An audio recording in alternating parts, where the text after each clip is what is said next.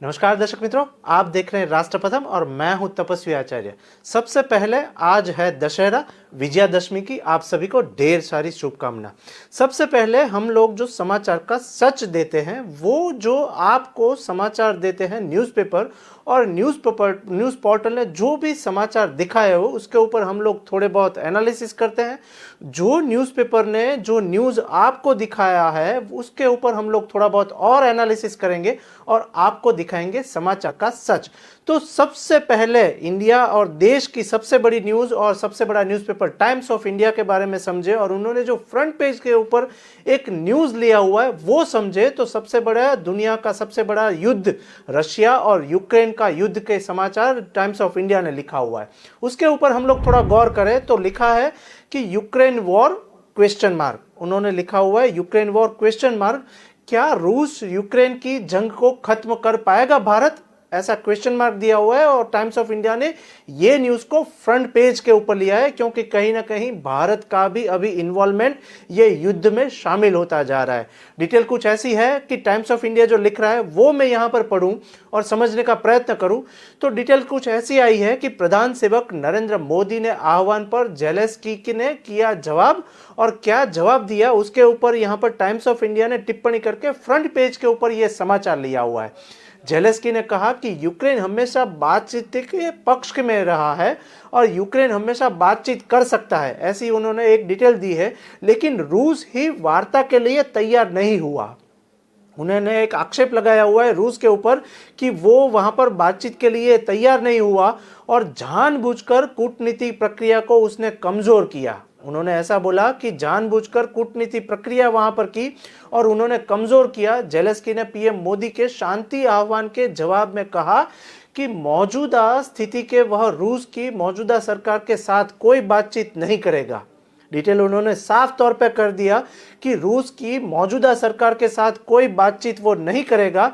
रूस और यूक्रेन के बीच जारी जंग को खत्म कराने के लिए मंगलवार को पीएम मोदी ने यूक्रेन के राष्ट्रपति वहां पर जेलेंस्की के फोन पर बातचीत की थी। उन्होंने जेलेंस्की के साथ बात करने का प्रयत्न किया था और वो भी युद्ध को लेकर बात करने का प्रयत्न किया था। क्या बात की थी उन्होंने वो यहाँ पर डिटेल में पढ़ूं तो उन्होंने इसी दौरान पीएम मोदी प्रधान सेवक नरेंद्र मोदी ने जेलेंस्की को शुरुआत में ये युद्ध खत्म करने का और बातचीत करने के लिए कूटनीति के रास्ते पर आगे बढ़ने का आह्वान किया था। और इसी बीच हालांकि जेलेंस्की ने अपने जवाब में कहा कि मौजूदा स्थिति में वह रूस की मौजूदा सरकार के साथ कोई बातचीत करने के लिए राजी भी नहीं है और बातचीत नहीं करेगा। उसी बीच टाइम्स ऑफ इंडिया ने जो लिखा हुआ है वो कुछ ऐसा लिखा कि शांति स्थापित करने के लिए हम अपने भागीदारों के साथ एक साथ मिलकर काम करें और काम करने की कोशिश करें। समर्थन के लिए पीएम मोदी को उन्होंने आभार जताया और साथ ही में बोला कि यूक्रेन राष्ट्रपति कार्यालय की ओर से जारी बयान के मुताबिक वहां पर फोन कॉल के दौरान जेलेंस्की ने पीएम के समर्थन को भी वहां पर आभार जताया और उन्होंने बोला कि नरेंद्र मोदी इतना यहां पर साथ दे रहे वो ही सबसे बड़ी बात है। टाइम्स ऑफ इंडिया ने लिखा कि दरअसल पीएम मोदी ने बातचीत के दौरान कहा था कि किसी भी शांति प्रयासों में योगदान करने के लिए भारत हमेशा तत्पर है और मैं देश में और साथ ही साथ विदेश में भी शांति प्रस्ताव रखने के लिए ऑलवेज तैयार रहता हूं, ऐसा नरेंद्र मोदी का एक स्टेटमेंट सामने आया हुआ है।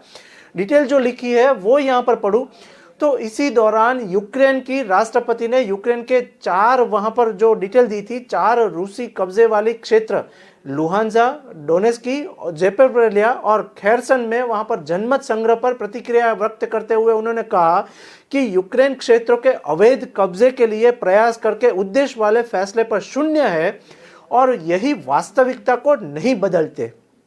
डिटेल उन्होंने ऐसी लिखी है टाइम्स ऑफ इंडिया और टाइम्स नाउ ने भी पोर्टल पे यही मुद्दा सबसे बड़ा दिखाया हुआ है क्योंकि दुनिया के लिए रूस का जो वहां पर युद्ध का माहौल चल रहा है वो सबसे खतरनाक माना जाता है। जेलेंस्की ने वहां पर यूक्रेन की समरूपता और क्षेत्रीय अखंडता के लिए भारत के समर्थन के लिए पीएम मोदी को धन्यवाद दिया और बोला कि आपने ये बीच का रास्ता अपनाने की सलाह दी है वो हमारे लिए सबसे बड़ी सलाह है। डिटेल कुछ ऐसी आई है कि 35 मिनट तक हुई दोनों के नेताओं में बातचीत के साथ पीएमओ की एक मिली जानकारी के मुताबिक डिटेल कुछ ऐसी सामने आई कि पीएम मोदी और यूक्रेन के राष्ट्रपति जेलेंस्की ने 35 मिनट फोन पे बातचीत की और डिस्कशन किया कि युद्ध को किस तरीके से अंजाम दिया जाए और युद्ध में कौन सी नीति का वहां पर अमल किया जाए। 35 मिनट तक बातचीत हुई। इसी दौरान पीएम मोदी ने इस बात पर जोर दिया कि भारत यूक्रेन सहित परमाणु प्रतिष्ठानों की सुरक्षा को महत्व देता है। भारत जो है वो यूक्रेन सहित परमाणु प्रतिष्ठानों की सुरक्षा को महत्व देता है और उन्होंने यह भी किया कि परमाणु की सुविधाओं को खतरे में सार्वजनिक स्वास्थ्य और पर्यावरण के लिए दुर्गामी और विनाशकारी परिणाम हो सकते हैं, तो युद्ध को किसी न किसी तरीके से बंद करना चाहिए, खत्म करना चाहिए। भारत जो है वो युद्ध के मायने को बंद करे और युद्ध ना हो ऐसी तकेदारी ले। इसी बीच 35 मिनट का जो वार्तालाप हुआ है समाचार के दौरान, ये पता लगता है कि 35 मिनट के डिस्कशन में कुछ ना कुछ नतीजा सामने आएगा। ये न्यूज के ऊपर हम लोग लगातार नजर रखेंगे, लेकिन अब चलते हैं दूसरे न्यूज की ओर। अब दूसरे न्यूज जो है वो सबसे बड़ी न्यूज जो सामने आ रही है वो आरएसएस की न्यूज सामने आ रही है। सभी न्यूज पोर्टलों ने फ्रंट पेज के ऊपर दिखाया हुआ है, वो भी वहां पर जो डिटेल दी है आरएसएस की सबसे बड़ी जो न्यूज सामने आई है वो हम लोग समझे, क्योंकि देश की 12 घंटे की ये सबसे दूसरी न्यूज जो है वो बड़ी मानी जाती है और सबसे ज्यादा वायरल भी हुई है। क्या है ये आरएसएस की न्यूज, मोहन भागवत क्या स्टेटमेंट दे रहे हैं, वो डिटेल समझे तो वहां पर टाइम्स नाउ और उसी के साथ दैनिक जागरण ने एक डिटेल दी है आरएसएस की, वो मैं यहां पर पढ़ूंगा और वो समझने की कोशिश करूंगा। इसी बीच डिटेल जो ऐसी कुछ आ रही है आरएसएस की कि भागवत ने की जनसंख्या नीति बनाने की एक मांग और कहा सब पर लागू हो, किसी को न छूट मिले। और 1925 में दशहरे के दिन ही आरएसएस की स्थापना की गई थी। इसी बीच डॉक्टर केशव बलिराम हेगड़ेवार की संघ की स्थापना हुई थी, उसको याद करके मोहन भागवत ने एक स्टेटमेंट भी दिया। और डिटेल कुछ ऐसी सामने आई कि सभी न्यूज पोर्टलों ने फ्रंट पेज के ऊपर स्थान दिया और अपने स्थापना दिवस के कार्यक्रम में संघ के देश भर में पथ संचालन कार्यक्रम का एक आयोजन भी किया। उसमें जो लोग को बुलाया हुआ है, उसी बीच जो स्टेटमेंट सामने आया हुआ है वो मैं यहाँ पर पढ़ूंगा। तो दैनिक जागरण कुछ ऐसा लिख रहे हैं कि संतोष यादव भारत की महत्वपूर्ण महिला पर्वतारोही है और उनको आरएसएस ने इनविटेशन दिया हुआ है। क्यों इनविटेशन दिया हुआ है वो सबसे बड़ी सोशल मीडिया पे डिटेल वायरल हुई है। इनके खाते में दुनिया की सबसे चोटी माउंट एवरेस्ट को फतह करने की एक कामयाबी दर्ज है। संतोष यादव की एक कामयाबी दर्ज है। इसी बीच हरियाणा की रेवाड़ी की रहने वाली संतोष यादव, मुख्य बात करें तो हरियाणा की रेवाड़ी की रहने वाली संतोष यादव 2 बार 1992 और 93 में माउंट एवरेस्ट को वहां पर फतह किया था, सर किया था। और दूसरी बार साल 2000 में भी पद्मश्री से की गई थी सम्मानित संतोष यादव को। क्यों आरएसएस ने उनको बुलाया, क्यों वहां पर आरएसएस के मंच से उन्होंने कुछ स्टेटमेंट दिया, वो डिटेल आगे समझे। तो लोग मुझसे पूछते थे कि संघी हो, देखिए किस्मत के संघ के सर्वोच्च मंच पर हुई सबसे बड़ी बात। और यह खास बयान हुआ कि महिला के जिस संघ की अपने अब तक वहां पर इतिहास में मुख्य अतिथि बताया था और आज वो मुख्य अतिथि बनके आरएसएस में किया। शस्त्र पूजा के बाद आरएसएस प्रमुख मोहन भागवत ने कहा कि विदेशी आक्रांताओं की वजह से महिलाओं की बंदिश लगाई गई थी।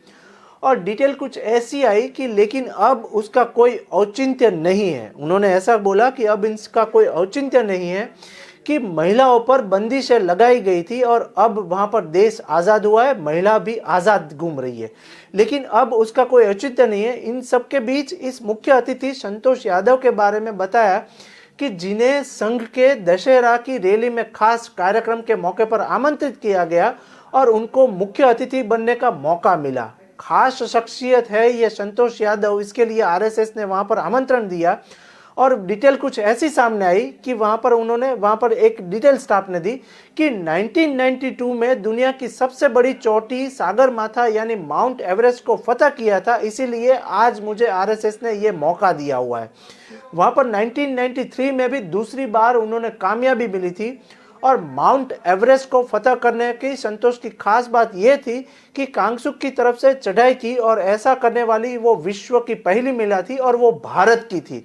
इसीलिए आज आरएसएस के साथ हूं मैं और आरएसएस की विचारधारा के साथ हूं मैं।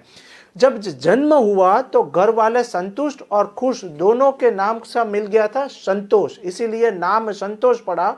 और पढ़ाई लिखाई को लेकर वहां पर शुरू से जिद्दी थी और उनकी वजह से दिल्ली के स्कूल में उच्च शिक्षा के लिए दाखिला हुआ और आरएसएस की विचारधारा से मैं मानने लग गई।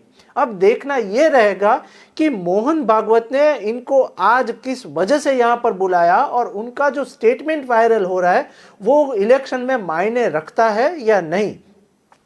इसी बीच ये न्यूज के ऊपर भी हम लोग लगातार नजर रखेंगे। लेकिन अब बात करते हैं तीसरे स्टेट की और तीसरे न्यूज की ओर चले तो हम बात करते हैं मुंबई की। मुंबई महाराष्ट्र में भी एक सबसे बड़ा अकस्मात हुआ है, जो एक्सीडेंट हुआ है वो सबसे बड़ी 12 घंटे की न्यूज महाराष्ट्र की मानी जाती है। तो किस तरीके से एक्सीडेंट हुआ है वो डिटेल हम लोग समझे तो अमर उजाला ने एक सबसे बड़ी अकस्मात का एक जो डिटेल है वो वीडियो जारी किया हुआ है, न्यूज जारी किया हुआ है। उसमें मुंबई में 4 कार एक साथ एम्बुलेंस के साथ टकराव हुआ और वहीं पर कई लोगों की मृत्यु की आशंका जताई जा रही है और अब तक की 12 घंटे की मुंबई की सबसे बड़ी एक्सीडेंट माना जाता है। उनमें 5 लोगों की मरने की आशंका जताई जा रही है और 3 लोग जो है वो वहां पर गंभीर रूप से घायल है और उसको अस्पताल में भर्ती कराया गया है। क्या है डिटेल वो अमर उजाला की यहाँ पर न्यूज पढ़े तो मुंबई के बांद्रा वर्ली सी लिंक पर 4 कार एक साथ वहां पर एम्बुलेंस के साथ टक्कर हो गई और टकरा गई और कार के कच्चर घाण उड़ गया। और डिटेल कुछ ऐसी आई कि दशहरा की सुबह मुंबई की सबसे बड़ी खबर सामने आ रही है वो है एक्सीडेंट की। बताया जा रहा है कि बांद्रा वर्ली सी लिंक पर 4 कार एक साथ एम्बुलेंस के साथ कैसे टकराई वो किसी को पता भी नहीं चला और वहीं पर 12 लोग को मामूली रूप से घायल भी हुए और वहां पर 4 से 5 लोग के मरने की आशंका जताई जाती है। कैसे हुई दुर्घटना उसके बारे में एक जो डिटेल दी है अमर उजाला ने वो समझे तो जानकारी के मुताबिक बांद्रा वर्ली सी लिंक पर एक गाड़ी पहले से ही दुर्घटनाग्रस्त हुई थी जिसके घायलों को लेने के लिए वहां पर एम्बुलेंस खड़ी थी। एम्बुलेंस को बुलाया गया लेकिन इसी से पहले घायलों को एम्बुलेंस ले कर जाती 3 और गाड़ी जो है वो 3 और कार जो है वो ये एम्बुलेंस के साथ दुर्घटनाग्रस्त हो गई, उनके साथ टक्कर में आ गई और इसके बाद वहां अफरा तफरी का माहौल भी शुरू हो गया। इसी बीच किसी ने पुलिस को सूचना दी और वहां पर दूसरी एम्बुलेंस को बुला के जो घायल लोग थे उनको एम्बुलेंस में ले जाके अस्पताल में भर्ती किया गया है और पीएम नरेंद्र मोदी के पर ये समाचार गए और पीएम मोदी ने भी वहां पर जताया दुख। मुंबई के बांद्रा वर्ली सी लिंक पर हुए हादसे पर पीएम मोदी ने एक दुख भी जताया हुआ है और पीएम मोदी ने कहा कि लोगों की मौत से मैं आहत हूं और साथ ही शोक संतृप्त में परिवार की प्रति संवेदना भी व्यक्त कर रहा हूं।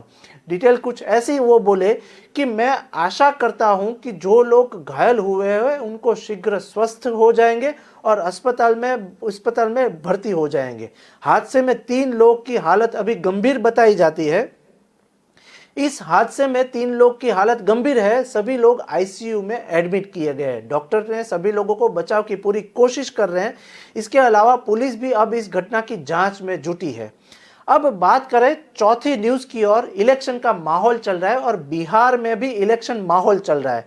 अब सबसे बड़ी बिहार की क्या न्यूज है वो हम लोग समझे तो बिहार में भी सियासी मसला चल रहा है और गांधी मैदान में कुछ होने वाला है। इसकी एक डिटेल जो व्हाट्सएप पे वायरल हुई है और साथ ही सोशल मीडिया में भी सबसे बड़ी वायरल हुई है न्यूज वो समझे तो वहीं बीच जो इंडिया न्यूज पोर्टल है उन्होंने कुछ लिखा हुआ है कि गांधी मैदान में होगा 70 फीट ऊंचे रावण का दहन। आज दशहरा दिन में मनाया जाएगा और वहां पर सभी लोग दशहरा का वहां पर आह्वान करने वाले हैं। तो दशहरा पर महागठबंधन सरकार का एक शक्ति प्रदर्शन वहां पर होने वाला है बिहार में। तो बिहार की ये जो न्यूज जो है उसके ऊपर हम लोग पर्दाफाश करें और उसके ऊपर डिटेल समझे तो कोरोना की महामारी के बाद पटना में गांधी मैदान में 2 साल बाद रावण दहन और रावण वध का डिटेल जो सामने आया हो रावण वध होगा।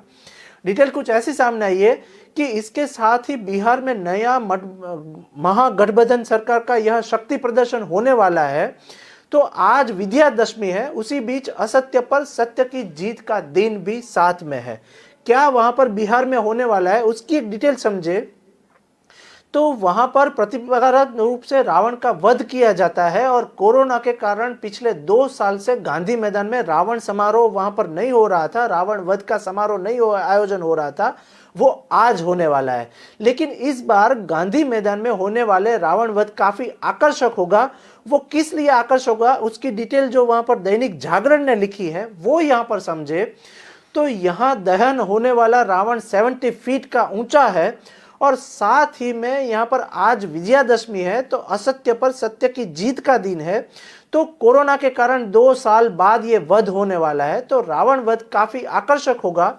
यहाँ दहन होने वाला जो रावण है वो 70 फीट का है और राजनीतिक शक्ति प्रदर्शन वहां पर होने वाला है। क्यों वहां पर राजनीतिक शक्ति प्रदर्शन होने वाला है, उसी बीच जो दैनिक जागरण लिख रहा है कि बिहार में होने वाले इस रावण दहन जो है वो राजनीतिक मायने भी काफी कुछ रखता है। बिहार में नई सरकार बनने के बाद गांधी मैदान में होने वाले इस आयोजन में राजनीतिक शक्ति प्रदर्शन भी देखने को यहाँ पर मिलेगा, क्योंकि कई सारे नेता लोग जो है वो वहां पर पहुंचने वाले हैं।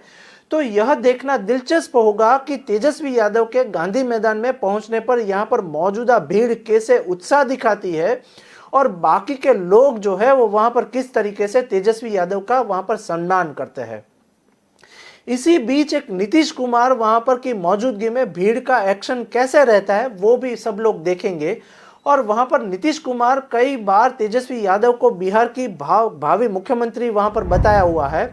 तो अब देखना यह होगा और दिलचस्प रहेगा कि यहाँ पर गांधी मैदान में वह तेजस्वी यादव के साथ किस तरीके से लोग सम्मान करते हैं और तेजस्वी यादव को और बिहार के नीतीश कुमार को किस तरीके से आह्वान करते हैं। देखना रहेगा कि किस तरीके से यहाँ पर राजनीतिक दौर भी चालू रहेगा, क्योंकि आए दिन वहां पर इलेक्शन का माहौल चलता रहेगा। अब बात करते हैं 5वें न्यूज की और वो भी कांग्रेस से जुड़े अभियान के बारे में। तो 5वें न्यूज की तरफ हम लोग चले तो पायलट का एक विधायक जोड़ो अभियान शुरू हो रहा है। राजस्थान में काफी बड़ा सियासी मसला चल रहा है कि राजस्थान और कांग्रेस का नेता कौन, वो समझे। तो यहाँ पर राजस्थान पत्रिका ने एक डिटेल दी है, वो मैं डिटेल यहाँ पर समझूं तो खींचतान के बाद पायलट का विधायक जोड़ो अभियान शुरू हुआ है। क्या कमजोर पड़ रहा है कांग्रेस और क्या कांग्रेस पर डिटेल दी है वो समझे। तो राजस्थान में मची हलचल के बाद सचिन पायलट लगातार विधायक के संपर्क में है। तो वहीं पर दैनिक जागरण जो लिख रहा है और मंगलवार को वहां पर सियासी मसला हुआ था वो डिटेल हम लोग यहां पर समझे। तो मंगलवार को पायलट खेमे की ओर से कई विधायकों के संपर्क में वहां पर है और इसी बीच कुछ पायलट ने मंत्री प्रताप सिंह खाचरिया और मंत्री राजेंद्र गुड़ा को जयपुर में मुलाकात की थी उनके साथ। और वहीं पर राजस्थान में 25 सितंबर को हुई सियासी घटनाक्रम के बाद एक बार फिर से राजस्थान में कांग्रेस की राजनीति में एक हलचल शुरू हो गई। सीएम को लेके भी सबसे बड़ा एक क्वेश्चन मार्क स्टार्ट हुआ है। इसी बीच प्रदेश में मची हलचल में केंद्र की इस बार पूर्व डेप्यूटी सीएम सचिन पायलट है, जिन्होंने सोनिया गांधी से मिलकर लौटने के बाद राजस्थान में विधायकों से मुलाकात की और मुलाकातों का सिलसिला भी शुरू हुआ। जहां एक तरफ कांग्रेस पार्टी की भारत जोड़ो यात्रा निकल रही है, राहुल गांधी सब लोगों से मिल रहे हैं स्टेट में, इसी बीच वहीं पर दूसरी ओर सचिन पायलट राजस्थान के विधायक जोड़ो अभियान पर भी निकल पड़े हैं। अब देखना यह रहेगा कि कांग्रेस का नेतृत्व कौन कर रहा है और कौन नेतृत्व संभालेगा। इसी बीच मंगलवार को पायलट ने गहलोत खेमे के माने जाने के बाद 2 मंत्रियों से और मुलाकात की है, जिसके बाद सियासी हलचल मच गई है और बयानबाजी भी तेज हुई है राजस्थान में। राजस्थान की ये अब से लेके सबसे बड़ी घटना मानी जाती है, क्योंकि पायलट जो है वो काफी तरीके से राजस्थान में अब सक्रिय हो चुके हैं। और पायलट ने मंत्री प्रताप सिंह खाचरियावास में उनके घर पर करीब 1.5 घंटे तक मीटिंग की है। मौका वारदात पर वहां पर डिटेल कुछ ऐसी आई है कि राज्य मंत्री राजेंद्र गुड़ा भी इसके वहां पर मिलने पहुंचे और इधर इसी सीएम अशोक गहलोत ने सोनिया गांधी से माफी मांगने के बाद वहां पर एक उग्र चर्चा भी वहां पर हुई है। अब देखना यह रहेगा कि कांग्रेस के आला कमान ये मुद्दे को किस तरीके से लेते हैं और राजस्थान के नेक्स्ट सीएम किसको बनाते हैं, ये क्वेश्चन मार्क सभी सोशल मीडिया पे वायरल हुआ है। डिटेल जो दूसरी आई है वो कुछ ऐसी है कि पायलट ने साधा विधायकों से संपर्क और जानकारी मिली है कि पायलट ने जयपुर में बीते 2 दिनों में काफी सारे नेताओं से मुलाकात की है और उनके प्रश्नों को भी वहां पर समझा है। पायलट ने वहां पर विश्वेंद्र सिंह और चेतन डिट्टी को वहां पर विधायकों से फोन करके बातचीत भी की है। वहीं दूसरी ओर जो पायलट की परेशानी का सबब है कि वहां पर बताया जा रहा है कि अब विधायक पायलट से मुलाकात की जानकारी सीएम अशोक को गहलोत तक भी वहां पर पहुंची है और वो अशोक गहलोत को वहां पर मानना है कि पायलट क्रॉस वोटिंग करवा रहा है। इन विधायकों के अलावा भी वहां पर बड़ी संख्या में काफी सारे विधायक हैं जिन्हें सचिन पायलट कैंप की ओर से फोन किए जा रहे हैं और संपर्क भी किया जा रहा है। एक मामूल डिटेल जो वो आई है कि गहलोत ने हाल में कहा था कि विधायकों की अभिभावक है और विधायकों ने वहां पर मुख्यमंत्री के नाम पर बगावत भी वहां पर शुरू की है, तो सचिन पायलट को हम कभी भी एक्सेप्ट नहीं करेंगे। इस तरीके की बात भी वहां पर सोशल मीडिया पे कांस्टेंट वायरल हुई है। डिटेल कुछ ऐसी सामने आई है कि गहलोत खेमे के मंत्रियों के बीच पायलट और पायलट ने सोमवार को और मंगलवार को काफी वहां पर डिटेल सामने दी है कि अक्सर पायलट के साथ उनकी मुलाकात और बातें होती रहती है, लेकिन अब सचिन पायलट क्या वहां पर सियासी मसला खेल रहे हैं उसके ऊपर सभी की नजर रहेगी। अब एक बात करें 5वें न्यूज की और चुनाव की बात करें तो एक नेता जो कह रहे हैं वो बात मैं करूं तो नीतीश ने मुझे 2 बार काम करने की ऑफर दिया हुआ है, ऐसा एक नेता बोले हैं। कौन नेता बोले हैं उसके ऊपर नजर करें तो देश में अभी चुनावी माहौल चल रहा है, उसी बीच एक नेता ने सबसे बड़ा वहां पर स्टेटमेंट दिया है और वो भी बिहार के और सीएम वहां पर नीतीश के ऊपर वहां पर एक स्टेटमेंट दिया हुआ है। वो जो नेता है उनका नाम है प्रशांत किशोर। प्रशांत किशोर क्या बोल रहे हैं और क्यों ये न्यूज सबसे बड़ी वायरल हुई है वो यहां पर समझे तो हिंदुस्तान टाइम्स ने एक स्टेटमेंट दिया हुआ है और वो भी फ्रंट पेज पे दिया हुआ है और वो भी प्रशांत किशोर के ऊपर। प्रशांत किशोर ने कहा कि अभी करीब 15 दिन पहले नीतीश कुमार ने मुझे फिर से काम करने का एक प्रस्ताव दिया है और प्रस्ताव देने के लिए मुझे वहां पर बुलाया था। डिटेल ये दी है प्रशांत किशोर ने और ये न्यूज सबसे बड़ी वायरल की है प्रशांत किशोर के द्वारा। मैंने कहा कि अब यह संभव नहीं है। उन्होंने ना बोल दिया है कि मैं नीतीश कुमार के साथ काम नहीं करूंगा क्योंकि मैं 3,500 किलोमीटर की वहां पर एक पद यात्रा करने जा रहा हूं और उसके लिए मैं प्रतिबद्ध हूं। प्रशांत किशोर कुछ ऐसा बोले कि मैं 3,500 किलोमीटर की वहां पर एक पद यात्रा के लिए निकल रहा हूं और उसके लिए मैं प्रतिबद्ध हूं। राष्ट्रपिता महात्मा गांधी जयंती के अवसर पर चुनावी रणनीतिकार प्रशांत किशोर ने अपनी जन सुराज पद यात्रा, नाम दिया है उन्होंने जन सुराज पद यात्रा की एक शुरुआत की थी। उसमें मंगलवार और आज मीन्स बुधवार को तीसरे दिन प्रशांत किशोर की जन सुराज पद यात्रा पश्चिमी चंपारण जिले के जमुनियाई गांव में पहुंची है। यह लोगों को संबोधित करते हुए प्रशांत किशोर ने हाल ही मुख्यमंत्री नीतीश कुमार से पटना में मुलाकात का एक डिटेल जारी की है और नीतीश कुमार ने दोबारा अपने साथ मिलकर काम करने की एक ऑफर भी मुझे दी है, ऐसा बोले प्रशांत किशोर। लेकिन मैंने उनको साफ तौर पे ना बोल दिया है, उनको ऐसा बोल दिया है कि ये ऑफर मैं ठुकरा रहा हूं। और प्रशांत किशोर ने कहा कि नीतीश कुमार के साथ मेरा काम करने का कोई विचार नहीं है। डिटेल में कुछ ऐसा बोले कि मैं जो है वो अपनी पार्टी खुद बनाऊंगा और ऐसी डिटेल वो बोले सोशल मीडिया के सामने और न्यूज रिपोर्टर के सामने। डिटेल जो दी है वहां पर जो नवभारत टाइम्स है उन्हें कुछ ऐसा लिखा है कि प्रशांत किशोर ने कहा कि नीतीश कुमार के साथ मेरा काम करने का कोई अब विचार नहीं है। वह अपनी जन सुराज पदयात्रा को लेकर प्रतिबद्ध है और उन्हें 3,500 किलोमीटर की पदयात्रा अभी करनी है और इस यात्रा में लोगों का एक जन आंदोलन शुरू हुआ है, उसको मैं सुनूंगा और इस जन बल को इतना मैं मजबूत करना है कि मैं कोई महाशक्ति के लिए खिलाफ खड़ा नहीं हो पाऊंगा। डिटेल जो कुछ बात थी है, दरअसल नीतीश कुमार और प्रशांत किशोर के रिश्ते में कई बार दरार पड़ी है और वो छिपी नहीं है लोगों द्वारा। डिटेल जो सामने आई है कि वहां पर अभी हाल ही में राजधानी पटना में नीतीश कुमार और प्रशांत किशोर मिले तो इस मुलाकात में कई अटकलें भी जन्म हुआ और अटकलों ने जन्म दिया हुआ है और इसी बीच सबको लगने लगा कि शायद प्रशांत किशोर और नीतीश कुमार फिर से साथ में बैठेंगे, लेकिन ये समाचार को खारिज कर दिया प्रशांत किशोर ने। हालांकि किसी भी पक्ष ने यह खुलासा नहीं किया था कि मैं साथ में बैठूंगा या नहीं। यात्रा के बाद नई पार्टी बना सकते हैं प्रशांत किशोर, ऐसा वहां पर टाइम्स नाउ ने लिखा हुआ है। तो अब एक देश में नई पार्टी का वहां पर शुरू होना संभव है, ऐसी जो डिटेल सामने दी है। तो वहां पर आज समय की नजाकता देखिए कि नीतीश कुमार और प्रशांत किशोर दोनों ही एक रास्ते पर है, लेकिन दोनों अलग अलग पार्टी के लिए काम कर रहे हैं, ऐसा टाइम्स नाउ लिख रहा है।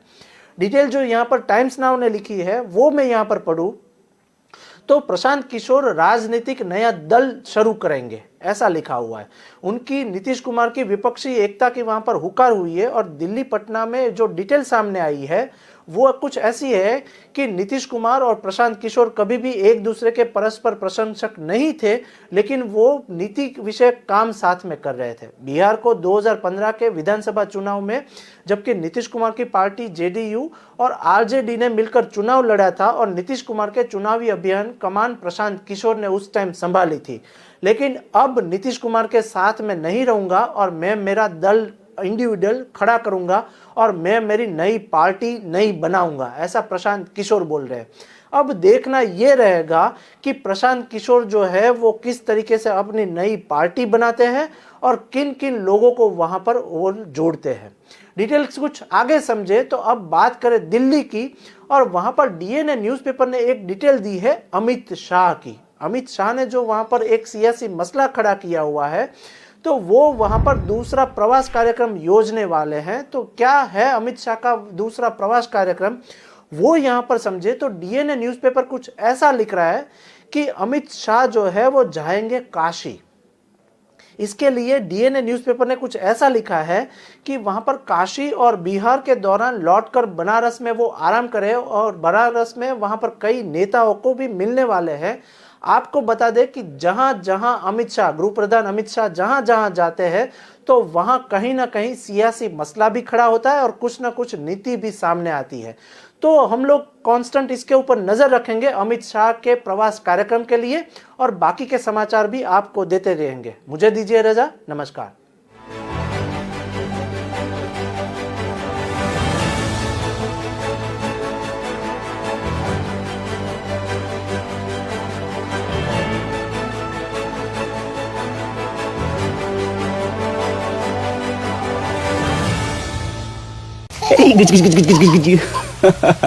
तुम्हें